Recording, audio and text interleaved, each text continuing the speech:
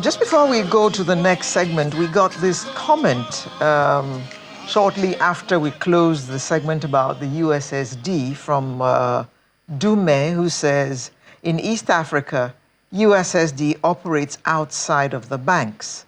It is called Momo in Rwanda and M-Pesa in Kenya. Why can't Nigerian telcos do a standalone USSD operation? Especially since one of the telcos already has something like that. But I'm not going to say which one. They have to pay for me to advertise for them. Well, the guy is broke. In the meantime, our Artist of the Week is coming up next. And is it any of the two gentlemen you see on screen? Well, you find out when you see him on the screen.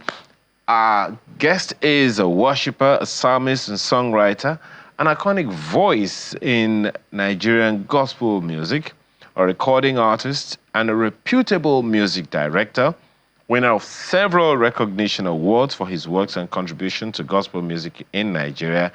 And he is a global-minded arsenal of dexterity and vocal powerhouse with more to come. Who am I talking about? Many people know him, both mentors and mentees know him as Soji Israel. He joins us virtually this morning from Chicago, Illinois. Morning, good afternoon, no, safest thing to say is good day. Thank you for joining us this morning, Soji Israel. It is morning in Chicago. Are you in Chicago right now? Is Soji Israel with us already, or thought we heard that he was ready earlier? Okay. Soji, good morning. Good morning, how are you? Okay. Good early morning. Yeah, really early morning. It's 4 a.m. right here. Good. At least you don't miss the hammer time here. Anyway, how you doing? No, part of correction, I miss the Harmattan. You do? Because the Harmattan is better than winter. Oh. Shut up. You see? Okay. Yeah, for real, the Harmattan is better than winter. If we have Harmattan here, I'll be glad we do. Oh. Pick one. Harmattan winter. I would say Harmattan. Don't worry. All the way. Keep your winter. We'll continue to manage what we have here. All right. Thank you for joining us this morning, Soji. My pleasure. There was a conversation we had some months, maybe about a year or two now, about music. Anyway, first of all, tell us how you have been music-wise, professional music-wise, particularly in the area of mentoring the next generation. Well, thank you for always, Ayo, and the delectable, awesome, gorgeous, mama that, co-hosts this segment. She's blushing. She's busy blushing. No, every beautiful woman should blush, actually. Oh. It's allowed. It's allowed. So, well, for me, I've been well. Thank God. Life comes with its peculiar package of challenges and all that. But in all these things, we are more than conquerors. So we know from the scriptures, and we believe it. So whatever comes, we face them, we conquer, and we actually fight from victory. So we are more than conquerors. So life has been good. I would say I'm not complaining at all. No, you can't. And as far as the other question about mentoring, well, the truth is, I think relevance and participation somehow gives one the automatic mentoring line. Somehow people just pick their path following you, and even people you never met all over the world, to the glory of God. Some, with a number of years being put into what we do, some and so many have really taken their path motivated, encouraged, and some have actually told me, I mean, to my face, that you made me do what I do. In fact, there's a gentleman who told me, and in fact, I would say, even from his naming, the kind of name he gave to himself, you can easily tell that he is a total Soji Israel mentee. Okay. All right. Yeah. So there seems to be a kind of, should I call it a shift in gospel music in Nigeria of late. It would seem like we have gone way beyond what was. A lot of gospel music is on television, on radio, beyond the days that many people would have expected that they'd be played. We seem to be following Kirk Franklin a lot.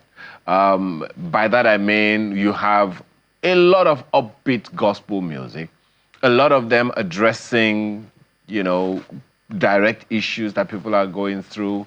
A lot of them really just danceable. Some even played in, at social events, all kinds of social events all over. What's that for you? Is it a good thing or a good thing? Well, I mean, all through and through, it's a good thing when you come to prominence, especially something that has your patent or that has your identity with it. And by identity, I mean our locality. Yeah, but the truth is, it's not just a peculiar thing to gospel. I think it's just a Nigerian thing.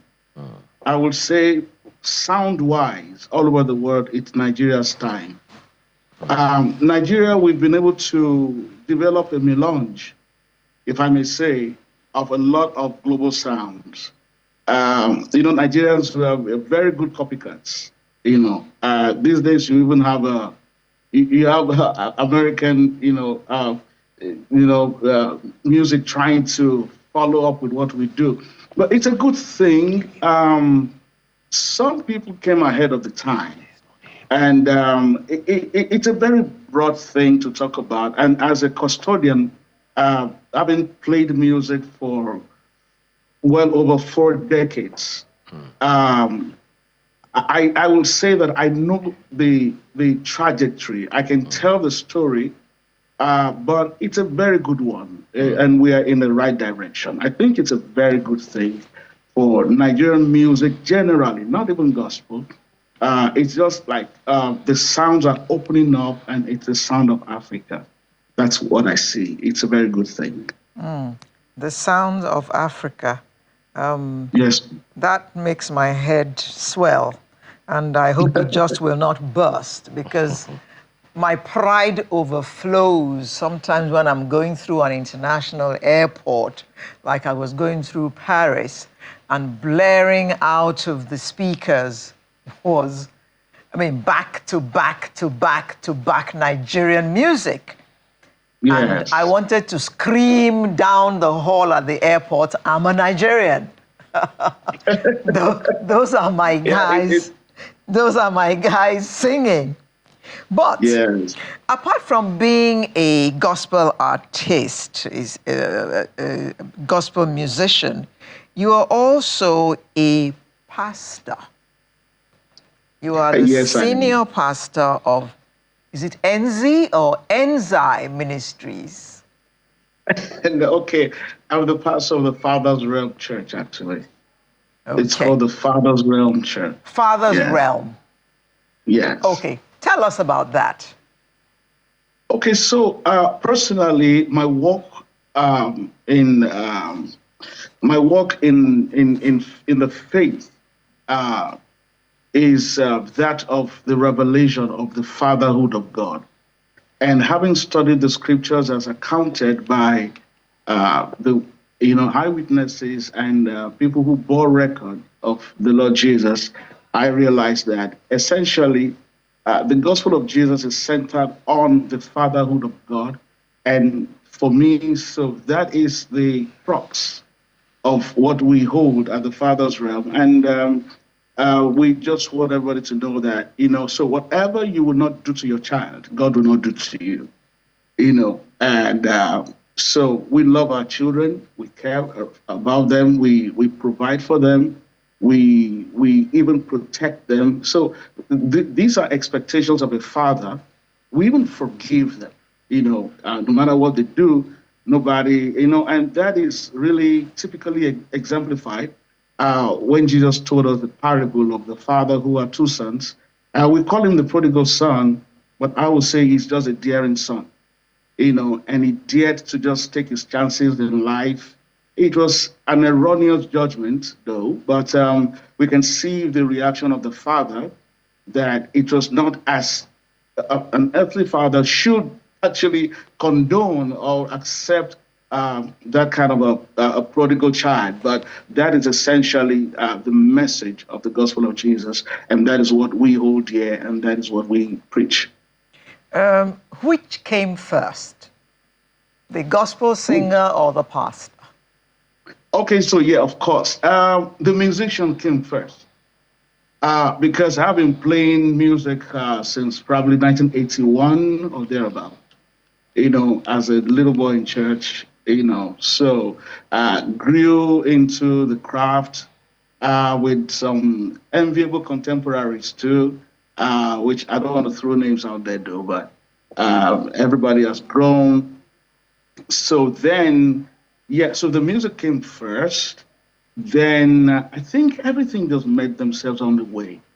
But I've been a pastor now, certified to preach and pastor for the past 26 years, and they've actually gone concurrently with each other. So there are people who know my pastoring part, but the musical part has been pretty much out there in the faces of people over the years, probably more than the pastoring part.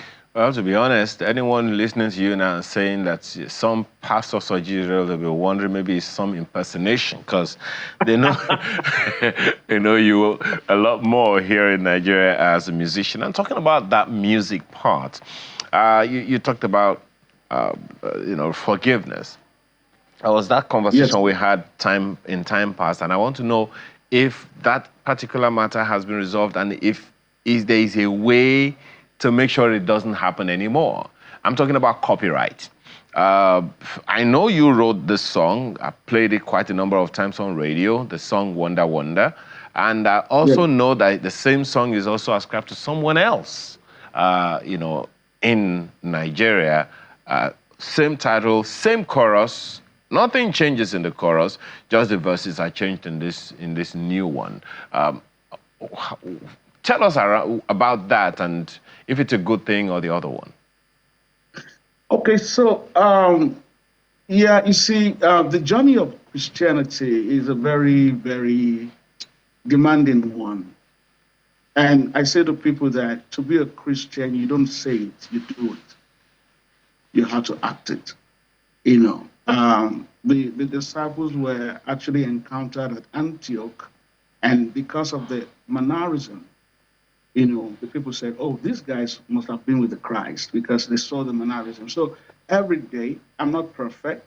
I have my flaws as a humankind, but I just want to be more like, the master tracking the path.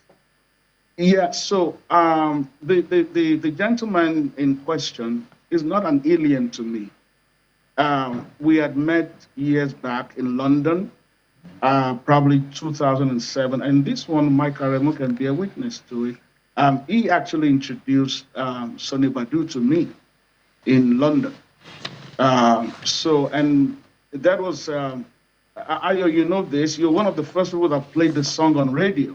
I believe in back then when you were on radio, and you were one of the people that played it, like that. So, and that was, so this, he recorded it 13 years after, and not thanks to the Nigerian system. I will say this, the Nigerian music industry does not protect. Maybe things have changed. I know there was a time that COSAM came up, how well we fared with that. I don't know to what extent we have. Maybe we've done better, but back in the days, we didn't have the protection. So And our sound, I'm a gifted psalmist to the glory of God. My sound flies around, and that is not the first one. It just happens to be the most popular one, so to speak. So 13 years after, because we released Wonder Wonder actually officially in the year 2000, and Sonny recorded it after 13 years in 2013 as an audio. Somebody called me and said it. And because I'm, acquainted with him, I put a call through to him. Hey, gentleman, this and blah, blah, blah.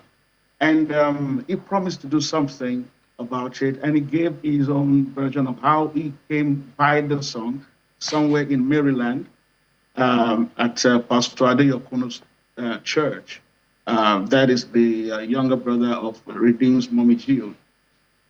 And he said, Pastor Adeyokuno said, that's my sister's song. Well, in fairness, for people who go to Redeem, they know that Mommy Gio, probably that is her best song everywhere she goes to. And I want to say thank God for that kind of grace to be able to bless the world. And a notable person like that, having, to be blessed by a sound that is produced from, from my from my inside. To God be all the glory. So I made, as a person, I made the efforts to reconcile it, but I decided I was never going to fight. People said to me, "Oh, go to court." I said, "No, I can't take a brother to court." When he realizes that he needs to make amends about it, he will come around. But for me, no love lost. He's still my brother, and it's just unfortunate. And well, I don't want to say unfortunate. It's just a demand placed on me by what I profess as a believer in Christ. I don't know if we can hear a bit of the original of that song so people know the original Wonder Wonder song. Yes, it is. That's what's on the screen. So let's listen to a bit of it, released in the early 2000s.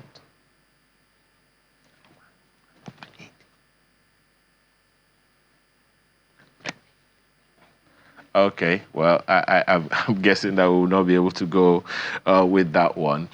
Okay, but so going to other issues, Soji, Nigeria's music, as you said, is going all over the place.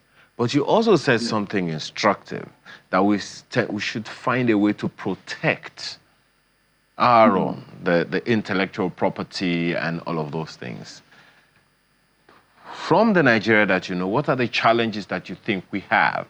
And how do you think we can go around protecting the Nigerian music, the Nigerian music makers, such as yourself?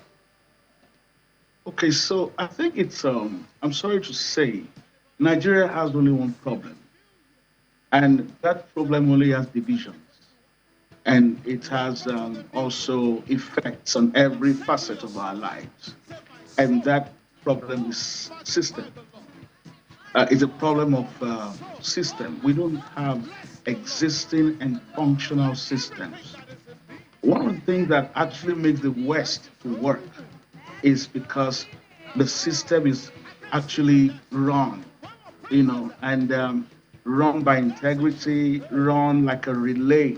No matter who it is who becomes the president of the United States, there is a template of governance. There may be difference in, opinions, difference in things they want to do, agendas, manifestos, but you cannot touch the fundamental system. No one is above that system. So I think we need to create a functional system where nobody is above that system.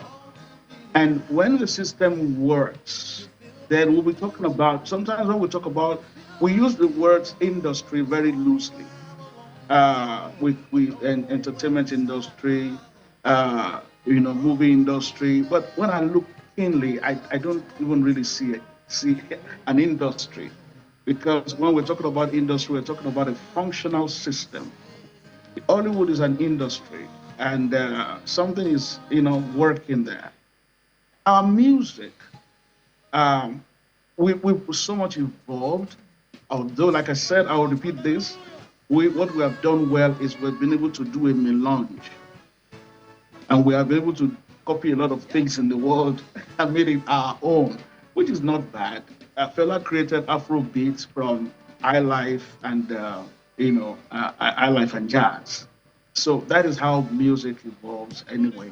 So, but now we need that system that will protect what we've now made ours, that will give it a shield, and it will also engender continuity, and that patent that we need to put on it as ours. So the system, simply put, we need to find a way around it to create a working system that will, first of all, enable people to get the dividends, the right dividends of their efforts. People, go, pour themselves out, invest in making records. Things are better these days because everybody now has an avenue. YouTube has made things really, really, really, I think, back in our days, we were, kind of people who were subjective, or let me say subjected to the to the feelings or the response of a record label. I remember when this very work, Wonder Wonder, when we first did it, I gave it to a particular label. I don't want to mention the name here on here. And this gentleman put it under his shelf for 8 months, 8 good months, doing nothing with it. My manager had to retrieve it from him, and we gave it to another person. They did a little bit. You know what they said? They said to me, like you mentioned Kirk Franklin earlier on. So they said to me that this album is selling like people are saying it's too foreign in sound, because some of us were ahead of our time, ahead of the time, and we dictated the pace of some eventual evolution of Nigerian church sound. And I make bold to say that.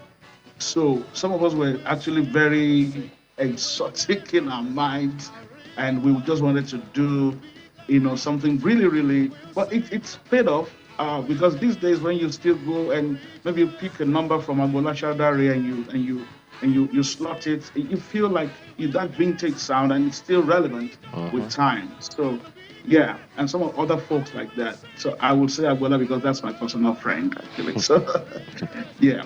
There are many other folks have done very, very, very well. Okay. Yes.